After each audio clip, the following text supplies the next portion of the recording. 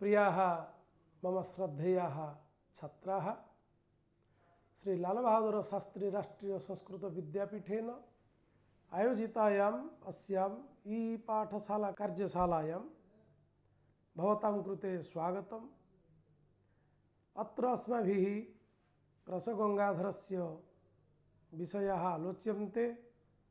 अस्मिन् क्रमे अत्र सप्तमपाठः अधुना अस्माकं पुरस्ताद् वर्तते। अस्मिन् सप्तमपाठे अस्माभिः अनेके विषयाः आलोचयिष्यन्ते। तेषाम् आलोचनार्थम् अहं सूर्यमणिरथः भवतां पुरस्तात् दण्डायमानोऽस्मि। अहं तु राष्ट्रीय संस्कृत संस्थानस्य उत्कल राज्ये पुरी नगरे विद्यमानस्य श्री सदाशिव परिसरस्य साहित्य विभागे विभागाध्यक्षः अस्मि। तत्रापि अहम् अमुं विषयं पाठयामि। तत्र छात्राणां कृते कथं सौकर्यं स्यात् तत्र मुख्याः के विषयाः सन्ति। तेषां विषयाणाम् उपरि आलोकपातः अस्माभिः करणीयः, येन छात्राः सरल मार्गेण बुद्धुं शक्नुवन्ति। तदर्थं मया अस्मिन् पाठे केचित् विषयाः निर्धारिताः सन्ति। मुख्याः ये बिन्दवः सन्ति तेषां बिन्दूनां उपरि अस्माभिः आलोचना क्रियेत चेत् तर्हि अस्मिन् पाठे ये विषयाः सन्ति तेषां विषयाणां बोधः अवश्यं भवतां कृते सुलभतया भविष्यति इति अहम् आशासे। अधुना आदौ अहम् अस्य पाठ्यबिन्दवः मया प्रस्तूयन्ते। सावधानतया भवन्तः शृण्वन्तु। केचते पाठ्यबिन्दवः भवन्ति। क्रमशः तान् बिन्दून् आधारीकृत्य अस्माभिः आलोचना अपि अत्र विधास्यते। तत्र आदौ अस्माभिः गुण आलोचना क्रियते। के गुणाः, किं तावत् लक्षणं, ततः गुणानां रसधर्मत्वं, गुणाः कथं रसधर्मत्वेन परिगणिताः भवन्ति, रसः धर्मी भवति, गुणाः धर्माः भवन्ति कथं, रसमाश्रित्य कथं गुणाः तिष्ठन्ति, तद्विषयेपि आलोचना अस्माभिः क्रियते। पुनः वामनेन शब्दार्थभेदेन ये 20 गुणाः स्वीकृताः तेषां गुणानाम् आलोचनम् अपि च तेषां गुणानां खण्डनं कृत्वा माधुर्योजः प्रसादाख्येषु 3 गुणेषु तेषां गुणानाम् अन्तर्भावः कथं क्रियते तदुपरि अपि अस्माभिः आलोचना विधास्यते। के वर्णाः कस्य कस्य गुणस्य व्यञ्जकाः भवन्ति, माधुर्यरूपेण, ओजोरूपेण, प्रसादरूपेण गुणस्य ये 3 भेदाः सन्ति तेषां गुणानां के वर्णाः व्यञ्जकाः भवन्ति तद्विषये अपि अस्माभिः आलोचना करिष्यते। श्रुतिकटुता दोषालोचना क्रियते। पुनः अपरेपि केचन दोषाः ये तावत् शृङ्गारे हेयाः तेषामपि आलोचना अस्माभिः विधास्यते। क्रमशः सावधानतया भवन्तः एतत् शृण्वन्तु। अस्माभिः अधुना एतेषां बिन्दूनां उपरि आलोचना क्रियते। तत्र गुणालोचना प्रसंगे जगन्नाथः लिखति, रसेषु च तेषु निगदितेषु माधुर्योजः प्रसादाख्यान् 3 गुणान् आहुः।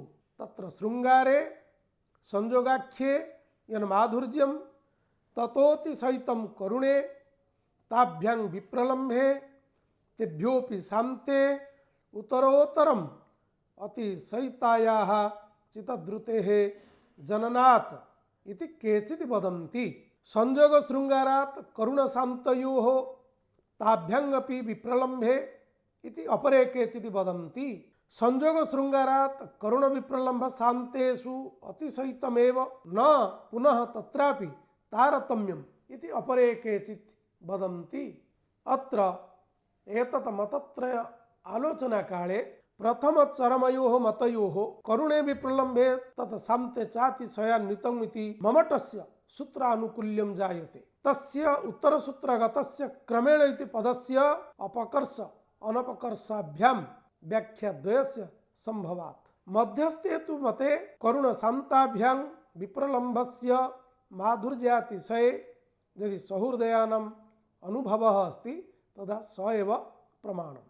अत्र कथनस्येयं अभिप्रायः संयोग शृंगारे यत् माधुर्यं वर्तते करुण विप्रलम्भ शान्तेषु तत् अतिशयितमेव न पुनः तत्रापि तारतम्यम्। अर्थात संयोग शृंगारे यावत् माधुर्यं वर्तते तत्र शृंगारे यत् माधुर्यं वर्तते ततः किंचित् अतिशयितं करुणे ततः किंचित् अतिशयितं विप्रलम्भे ततः शान्ते तु सर्वातिशायित्वं वर्तते। अत्र कथनस्येयं अभिप्रायः संभोग शृंगारे यद् माधुर्यं ततः अतिशयितं करुणे पुनः संभोग शृंगारे करुणे यद् माधुर्यं ततोपि अतिशयितं विप्रलम्भे पुनः एतेभ्यः त्रिभ्यः अतिशयितं शान्ते उत्तरोत्तरम् अतिशयितायाः चित्तवृत्तेः दर्शनात्। चित्तवृत्तिः क्रमशः अधिका अधिका अधिका जायते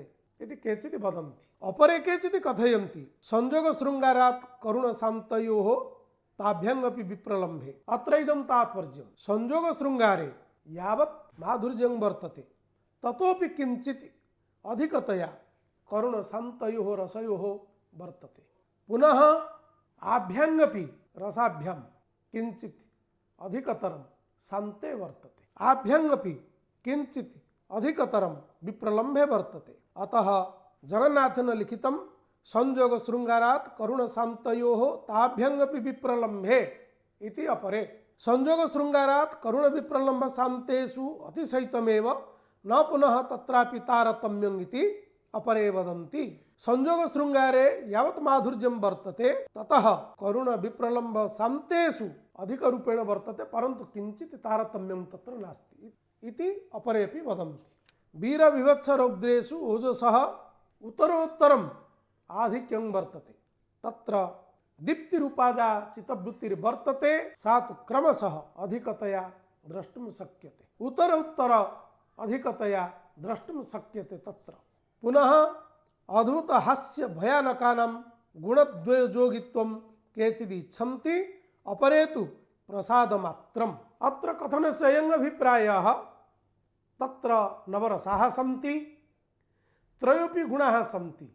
तत्र शृंगाररसे करुणरसे शान्तरसे माधुर्यगुणस्य व्यवहारः वीररसे रौद्ररसे विभत्सरसे च ओजोगुणस्य व्यवहारः हास्यरसे अद्भुतरसे भयानके च रसे प्रसादगुणस्य व्यवहारः इति नियमः अवश्यं परिकल्पनीयः। यतः येषां रसानां रचनाशैली यथा निर्दिष्टा अस्ति अपि च येषां गुणानां व्यञ्जकवर्णाः यथा निर्धारिताः सन्ति तदनुसारेण यदि विचारः क्रियेत तर्हि एकस्य एकस्य गुणस्य कृते क्रमशः एते त्रयः रसाः अवश्यं भविष्यन्ति।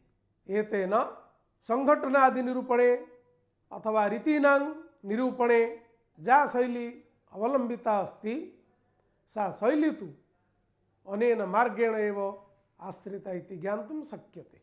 अयम् उपक्रमः जगन्नाथस्य गुणस्य त्रिभेद प्रतिपादनार्थम् इतः परं सः वामनादिमते स्वीकृतानां गुणानां लक्षणं करिष्यति पुनः तेषां गुणानां खण्डनम् अपि विधास्यति। प्रसादगुणः सर्वेषु रसेषु सर्वासु रचनासु च साधारणः। अधुना गुणविषये काचित् महती आलोचना जगन्नाथेन कृता वर्तते। गुणानां च येषां धृति दीप्ति विकासाख्याः तिस्रः चित्तवृत्तयः क्रमेण प्रयोज्याः तत् गुणविशिष्ट रसचर्वणाजन्यः इति जावत् धृतिः दीप्तिः विकासश्च एते त्रयः भवन्ति चित्तवृत्तिविशेषः। धृतिः चित्तवृत्तिविशेषः अस्ति तदानीं माधुर्यं जायते। ममटेन उक्तं चित्तद्रवी भावमयो ह्लादो माधुर्यमुच्यते। माधुर्यं द्युतिकारणं माधुर्यं द्युतिकारणम् इति ममटेन उक्तं चित्तद्रवी भावमयो ह्लाद माधुर्यमुच्यते इत्यपि विश्वनाथेन उक्तमस्ति। कार्यकारणभावः तेन खण्डितः। माधुर्यं द्युतिकारणम् इति कार्यकारणभावः ममटेन यः प्रतिपादितः सः कार्यकारणभावः नाङ्गीक्रियते कविराजेन। सः कथयति जायव द्रुतिः सा द्रुतिरेव माधुर्यं चित्तद्रविभावमयः ह्लादः एव माधुर्यम् अतएव कार्यकारण भावः तत्र तेन नाङ्गीक्रियते। एवं एतेषु गुणेषु रसमात्र धर्मेषु व्यवसितेषु मधुरा रचना ओजस्वी बन्धः इत्यादयः व्यवहाराः कथं जायन्ते इति शंका भवति। यदि गुणाः रसधर्माः भवन्ति तर्हि मधुरा रचना इति कथं? रचना तु पदधर्मः भवति, रचना तु पदे वर्तते, पदं तावत् अवयवरूपेण स्वीक्रियते। तर्हि मधुरा रचना इति कथनेन माधुर्यं वा मधुरता अत्र या उक्ता अस्ति सा तु शरीरधर्मत्वेन वर्तते। तर्हि माधुर्यं कथम् आत्मधर्मत्वेन उच्यते? एवं च ओजस्वी बन्धः इति कथनेन तत्र बन्धः शब्दयोजनं नीत्वा भवति। तर्हि शब्दे ओजसित्वं कथम् आयाति? यदि गुणः रसधर्मः साक्षात् भवति तर्हि मधुरा रचना ओजस्वी बन्धः इति एवं प्रकाराः व्यवहाराः कदाचित् न भवेयुः।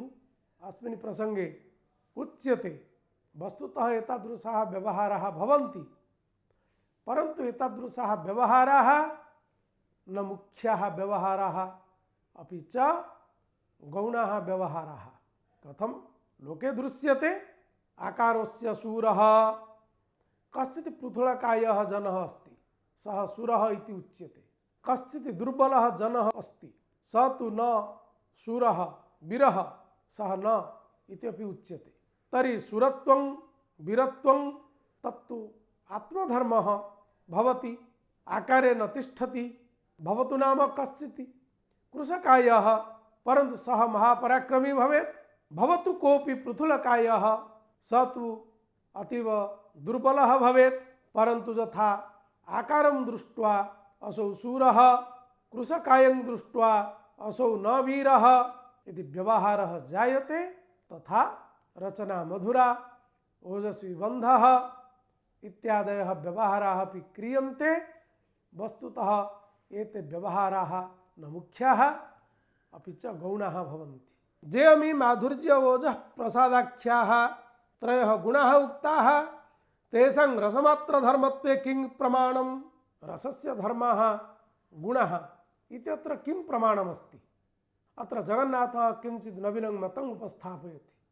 कथनस्य अभिप्रायः गुणः रसस्य धर्मः सर्वैः अङ्गीक्रियते, परन्तु जगन्नाथः कथयति न केवलं रसस्य धर्मः गुणः अन्येषामपि धर्मत्वेन गुणानां स्थितिः कल्पयितुं शक्यते। एतत् प्रतिपादयितुं सः अत्र नवीनं जुक्तिम् उपस्थापयति। अत्र अनया जुक्त्या अस्माभिः न चिन्तनीयं यत् गुणः न रसधर्माः इति जगन्नाथस्य मतं। जगन्नाथस्य मतम् अपि अस्ति गुणः रसधर्माः, परन्तु केवलं गुणः रसधर्माः न अन्येषां धर्माः इति न। गुणः रसस्य धर्माः, वर्णानां धर्मः, रचनानां धर्मः इति अपि भवितुम् अर्हति इति एतत् प्रतिपादयितुं जगन्नाथः अत्र नवीनं जुक्तिम् उपस्थापयति। सः पृच्छति ननु एते गुणाः रसधर्माः इति किं प्रमाणं? किं प्रत्यक्षं? न, प्रत्यक्ष प्रमाणमपि अत्र नास्ति। कथं नास्ति?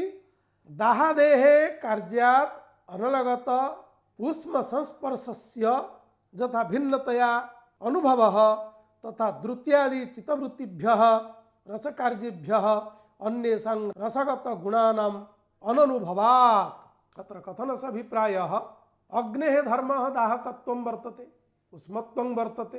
अतएव दाहादेः कार्यात् अनलगतस्य उष्मस्पर्शस्य यथा भिन्नतया अनुभवः। यदि कश्चित् अग्नौ दग्धः न भवति तथापि सः अग्नेः उष्मत्वम् अनुभवति, इदमेव प्रत्यक्ष प्रमाणं। तथा रसस्थले किं भवति? द्रुत्यादिचित्तवृत्तिभ्यः रसकार्येभ्यः अन्येषां रसगत गुणानां अनुभवः नास्ति। यावत् कालं कश्चित् अग्नौ दग्धः न भवति, अर्थात् अग्निमध्ये यदि कश्चित् अंगुष्ठ प्रेरणं न करोति किंचित दूरे स्थापयति तथापि तेन अग्नेः उष्मत्वं अनुभवितुं शक्यते। परंतु तथा द्रुत्यादि चित्तवृत्तिभ्यः रसकार्येभ्यः अन्येषां रसगत गुणानां अनुभवः न भवति। यावत् कालं द्रुतिः नागच्छति तावत् कालं अन्येषां रसगत गुणानां अनुभवः न भवति। अतः अत्र प्रत्यक्ष प्रमाणमिति यदुच्यते तत् न भवति। तादृश गुणविशिष्ट रसानां द्रुत्यादि कारणत्वात् कारणतावच्छेदकतया गुणानाम् अनुमानम् इति चेत् तथा न। अत्र जगन्नाथस्य अयम् अभिप्रायः तादृश गुणविशिष्ट रसानां द्रुत्यादि कारणत्वात् कारणतावच्छेदकतया, अवच्छेदकतया इत्युक्ते परिचायकतया गुणानाम् अनुमानं भवतु इति चेत् तथा न। प्रातिशिक रूपेण एव रसानां कारणत्वोपपत्तौ गुणकल्पने गौरवात्। किमर्थमिति चेत् इतः पूर्वम् अस्माभिः उक्तं शृंगार करुण शान्तानां कृते माधुर्य गुणः। यदि पृथक् पृथक् गणना क्रियते शृंगारस्य कृते माधुर्यं, करुणस्य कृते माधुर्यं, शान्तस्य कृते माधुर्यं, पुनः ओजसः कृते वीरस्य कृते ओजो गुणस्य आलोचना प्रसंगे एवं कार्यकारण भावः आगच्छेत्। त्रयः कार्यकारण भावाः स्युः। प्रसाद स्थले अपि त्रयः कार्यकारण भावाः स्युः। एवं साकल्येन नव कार्यकारण भावाः भवेयुः। यदि प्रातिशिक रूपेण पृथक रूपेण यदि कार्यकारण भावः स्वीक्रियेत तर्हि नव कार्यकारण भावाः भविष्यन्ति। परन्तु जगन्नाथः कथयति अस्माभिः उक्तमस्ति शृंगार करुण शान्तेषु माधुर्य गुणः, वीर रौद्र विभत्सेषु ओजो गुणः, हास्याद्भुत भयानकेषु प्रसाद गुणः। एवं चेत् त्रयः कार्यकारण भावाः आगच्छन्ति। परन्तु प्रातिशिक रूपेण पृथक् पृथक् रूपेण यदि कार्यकारण भावः कल्प्यते तर्हि नव कार्यकारण भावाः स्युः येन गौरवम् आपतेत्। कार्यकारण भाव स्वीकारे गौरवं स्यात्। पुनः केवलं रसस्य धर्मः गुणः इति खण्डयितुं पंडितराज जगन्नाथः लिखति किंच आत्मनः निर्गुणतया आत्मरूप रसगुणत्वं माधुर्यादिनां अनुपपन्नम्। वेदान्तिनः यथा स्वीकुर्वन्ति आत्मा निर्गुणः तथा काव्यस्य आत्मा यः रसः सोऽपि निर्गुणः तस्य माधुर्यादयः गुणाः न स्युः। किमर्थम् एतदुच्यते? न जगन्नाथः गुणः रसस्य धर्मः इति विरोधी भवति इति न मन्तव्यम् अत्र। सः एतत् केवलं प्रतिपादयति जे केवलं रसस्य धर्मः गुणः इति वक्तुं न शक्यते। यदि एवं वक्तुं शक्यते तर्हि आत्मा निर्गुणः, अतः आत्मनः रसस्य कोऽपि गुणः नास्ति। यदि आत्मा निर्गुणः तस्य गुणो नास्ति तर्हि गुणः किम् आश्रित्य तिष्ठति? तस्य गुणस्य आलम्बनत्वं किमपि अस्ति नास्ति वा? अस्यां परिस्थितौ जगन्नाथः अन्तिमे कथयिष्यति वर्णपदादीनि आश्रित्य गुणस्य स्थितिः कल्प्या। अतः गुणस्य आश्रयः रसः भवेत्, वर्णः भवेत्, पदमपि भवेत्। एवं रूपेण गुणस्य स्थिति कल्पनेन तत्र लाघवं स्यात्, सर्वत्र गुणस्य प्रसारः स्यात्, सौकर्यं स्यात् इति प्रतिपादयितुं जगन्नाथः एतादृशीं युक्तिम् अत्र स्थापयति। यदि रसस्य धर्मः गुणः नास्ति तर्हि शृङ्गारो मधुरः इति कथमुच्यते? एतस्य उत्तरे जगन्नाथः कथयति द्रुत्यादि चित्तवृत्ति प्रयोजकतया प्रयोजकता संबंधेन द्रुत्यादिकं वा माधुर्यादिकम् अस्तु। द्रुत्यादि जहाँ चित्तवृत्तयः सन्ति तासां चित्तवृत्तीनां प्रयोजकतया चित्तवृत्तयः प्रयोज्याः सन्ति, गुणाः प्रयोज्याः सन्ति। अतः प्रयोजकता संबंधेन द्रुत्यादिकम् एव वा माधुर्यादिकम्। प्रयोजकता संबंधेन द्रुत्यादिषु अपि माधुर्यादिकत्वं कल्पयितुं शक्यते। एतादृशः व्यवहारः बाजीगन्धोष्णा न्यायः इति उच्यते। व्यवहारस्तु बाजीगन्धोष्णा इति व्यवहारवत् अख्यतः। बाजीगन्धोष्णा इति कथनेन आयुर्वेद औषधि विशेषः तत्र स्वयं बाजीगन्धः उष्ण विषयः न भवति परन्तु उष्णकारकः भवति। तद्वत् एते जे माधुर्यादयः सन्ति प्रयोजकता सम्बन्धेन माधुर्यादिके तेषां एतादृशः व्यवहारः कल्पयितुं शक्यते अस्माभिः। तर्हि एतादृशं प्रयोजकत्वं शब्द अर्थ रस रचनादिगतमेव ग्राह्यम्। अत्रैव जगन्नाथस्य अभिप्रायः अस्माभिः ज्ञायते। केवलं गुणः रसस्य धर्मः इति न, अपि च प्रयोजकत्वं शब्दार्थ रस रचनादिगतमेव ग्राह्यम्। अतः शब्दार्थयोरपि माधुर्यादेः दृश्यस्य सत्वात् उपचारः नैव कल्प्यः। उपचारः इत्युक्ते तत्र आसीत् तददोषौ शब्दार्थौ सगुणौ अनलङ्कृति पुनः क्वापि इति काव्यस्य यत् लक्षणं ममटेन प्रतिपादितं तत्र सगुणौ इति कथनेन गुणेन सहितौ सगुणौ शब्दार्थौ। तर्हि तत्र प्रश्नः आगतः आसीत् गुणः रसस्य धर्मः कथं शब्दार्थौ सगुणौ इति उक्तं। तत्र परम्पराक्रमेण ममटेन गुणः शब्दार्थयोः धर्मः इति उक्तमासीत्। कथमिति चेत् यतः रसः शब्दार्थमाध्यमेन प्रकाशितः भवति। शब्देन किञ्चित् उच्चारणं क्रियते, तस्य अर्थबोधः क्रियते, अतएव शब्दार्थयोः माध्यमेन रसस्य प्रकाशः जायते इति कृत्वा परम्पराक्रमेण रसोऽपि शब्दार्थयोर्वर्तते। यतः शब्दार्थयोः रसः वर्तते अतः शब्दार्थौ सगुणौ इति कथनेन परम्पराक्रमेण गुणः अपि रसमाश्रित्य वर्तते। अत्र भावनादयः केचन श्लेषप्रसाद समता माधुर्यं सुकुमारता अर्थव्यक्तिरुदारत्वम् ओजः कान्ति समाधयः इति रूपेण 10 सप्तगुणाः 10 अर्थगुणाः इति कल्पयन्ति, परन्तु एतत् समीचीनं न इति पंडितराज जगन्नाथः कथयति। एतेषां गुणानां लक्षणं सः क्रमशः अत्र ददाति। तत्र आलोचनायाः विस्तरः भवेत् इति कृत्वा एतेषां लक्षणम् अत्र मया साक्षात् नालोच्यते। तत्र कथम् एतेषां गुणानां खण्डनं जगन्नाथेन कृतं तद्विषये अस्माभिः किञ्चित् आलोचयिष्यते। सः गुणखण्डन विषये कथयति श्लेष उदारता प्रसाद समाधीनाम् ओजसि अंतर्भावः भवेत्।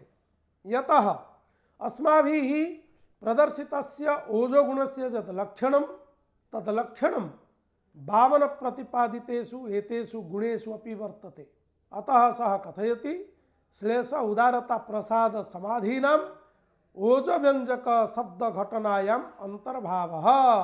माधुर्यं तु परेषां यदस्ति तदस्माकं माधुर्य गुणेव। समता तु सर्वत्र अनुचिता। समता सर्वत्र उचिता न भवति। यदि सर्वत्र समता गुणः स्वीक्रियते तर्हि दोषरूपेण आगच्छति। यतः उपक्रमे यथा रचना समाप्तौ अपि तथा रचना स्यात् चेत् तर्हि समता गुणः भवति इति वामनादीनां मतम्। अत्र जगन्नाथः कथयति यदि एतादृशः समता गुणः स्वीक्रियेत तर्हि कुत्रचित् सिंहस्य वर्णने बाल्यावस्था आगच्छति प्रथमपादद्वये अन्तिमपादद्वये च यौवन अवस्था वर्ण्यते। तदानीं बाल्यावस्था वर्णने कोमलवर्णानां प्रयोगः, यौवनावस्था वर्णने कठोरवर्णानां प्रयोगः। एकस्मिन् श्लोके तत्र कोमलवर्णप्रयोगः कठिनवर्णप्रयोगः दृश्यते।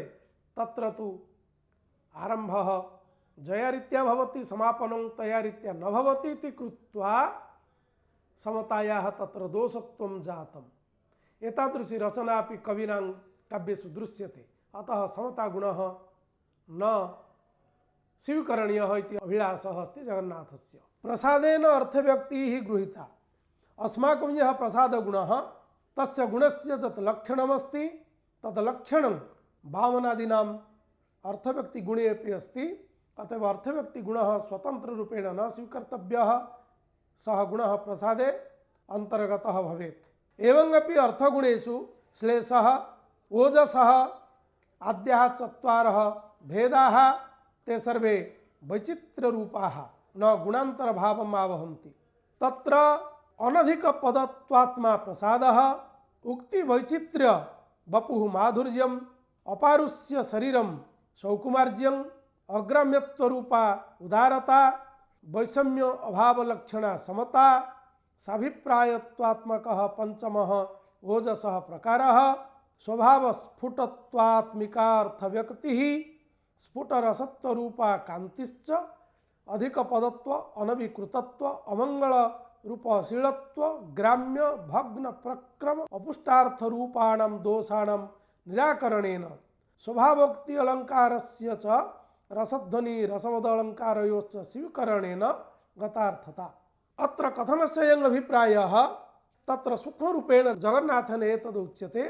तत्र अनधिकपदत्वात्मा प्रसादगुणः उक्तिवैचित्र्यं माधुर्यम् अपारुष्य शरीरं सौकुमार्ज्यं अग्राम्यत्वरूपा उदारता वैषम्य अभावलक्षणा समता साभिप्रायात्मकः ओजसः यः पंचमः प्रकारः एतत् सर्वं कुत्र कुत्र अंतर्भवति सः कथयति। स्वभावस्फुटत्वात्मिका अर्थव्यक्तिः अपि अस्ति स्फुटरसत्वरूपा कान्तिश्च एतत् सर्वं कुत्र कुत्र अंतर्भवति तत् प्रतिपादयितुं सः लिखति। अधिकपदत्व अनभिकृतत्व अमंगल रूप अशील ग्राम्य भग्न प्रक्रम अपुष्टार्थत्वरूपाणां दोषाणां निराकरणेन अपि च स्वभावोक्ति अलङ्कारस्य रसध्वनि रसवत अलङ्कारयोश्च स्वीकरणेन एतेषां गतार्थत्वं भवति। अतः एते पृथक् रूपेण अस्माभिः न ग्रहणीयाः। न गुणत्वं समाधेश्च इति स्वतंत्र रूपेण उक्तमस्ति। यतः समाधिस्तु भवति प्रतिभारूपः काव्यस्य कारणविशेषः, अतः समाधेः अपि गुणत्वं नाङ्गीक्रियते। अतः त्रय एव गुणाः इति ममटभट्टादयः कथयन्ति। तत्र बहुविस्तरेण एतेषाम् आलोचना अत्र कृतास्ति। संक्षिप्तरूपेण जगन्नाथस्य अभिप्रायः अस्माभिः अत्रापि आलोचितः अस्ति। अतः अन्तिमे सः कथयति ममटस्य अभिप्रायम् आधारीकृत्य त्रय एव गुणाः इति ममटादयः।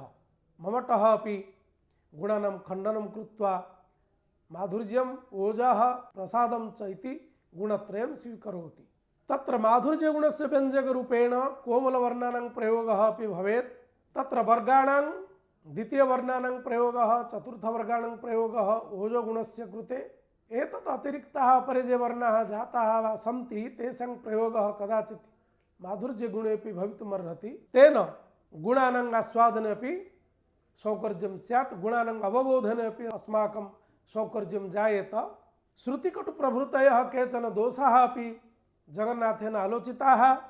ते च दोषाः सर्वथा एव त्याज्याः इति जगन्नाथस्य नवीनः अभिप्रायः अस्ति। यतः काव्यप्रकाशे साहित्यदर्पणे अस्माभिः दृष्टं यत् यथा रसानां भेदाः तत्र कल्पिताः, तादृशाः भेदाः यद्यपि अत्र न कल्पिताः, किञ्चित् प्रकारान्तरेण दोषाणां विचारणम् अत्र जगन्नाथेन विहितमस्ति। तत् सः कथयति वर्णानां स्वानन्तर्ज्यं सकृदपि एकपदगतत्वे किञ्चित् अश्रव्यं। वर्णानां स्वानन्तर्ज्यम् उदाहरणं ददाति ककुभसुरभि। अत्र ककुभ इति पदे ककार सपदि एव स्वानन्तर्ज्यं वर्तते ककारस्य, एतत् किञ्चित् अश्रव्यं जायते। अतः एतादृशाः ये वर्णाः सन्ति सपदि वा जुगपत् समकालं तेषां वर्णानां प्रयोगः न करणीयः। किञ्चित् व्यवधानेन यदि तादृशानां वर्णानां व्यवहारः क्रियेत तर्हि तत्र कदाचित् दोषस्य अभावः स्यात्। परन्तु ककुभसुरभि इति कथनेन ककुभ इति पदे क क इति वर्णस्य तत्र समनन्तरं यत् उच्चारणं जातं तत्र किञ्चित् अश्रव्यं जातम् इति जगन्नाथस्य अभिप्रायः। असकृत् भवति चेत् ततोपि अधिकतरं श्रुतिकटुत्वं जायते। यथा वितततरः तरुः एष विशालकायः असो वृक्षः इति प्रसंगे तकारस्य बारंबारम् असकृत उच्चारणं भवति। अतः अत्र दोषस्य प्राबल्यं श्रुतिकटुता दोषस्य प्राबल्यं वर्तते। सकृत उच्चारणे तथा श्रव्यं नास्ति, परन्तु बारंबारं यदि उच्चारणं भवति तर्हि तत्र दोषस्य प्राबल्यं जायते। यदि भिन्न भिन्न पदेपि एकस्य वर्णस्य उच्चारणं क्रियते तत्रापि दोषः। शुक करोसि कथं विजने रुचिं, शुक इति एकस्मिन् पदे ककारः, करोसि इति अन्यस्मिन् पदे अपि ककारः, शुक संबोधने, करोसि क्रियापदं, कथं कथम इति अन्यस्मिन् पदे अपि ककारो वर्तते। अतएव पदत्रये ककारस्य विद्यमानत्वात् तत्रापि श्रुतिकटुता दोषो जायते इति जगन्नाथस्य अभिप्रायः। यदि भिन्न पदे असकृत व्यवहारः भवति एतादृशानां वर्णानां तर्हि अधिकतया दोषः जायते। उदाहरणं तदर्थं दीयते पिक ककुभो मुखरी कुरु।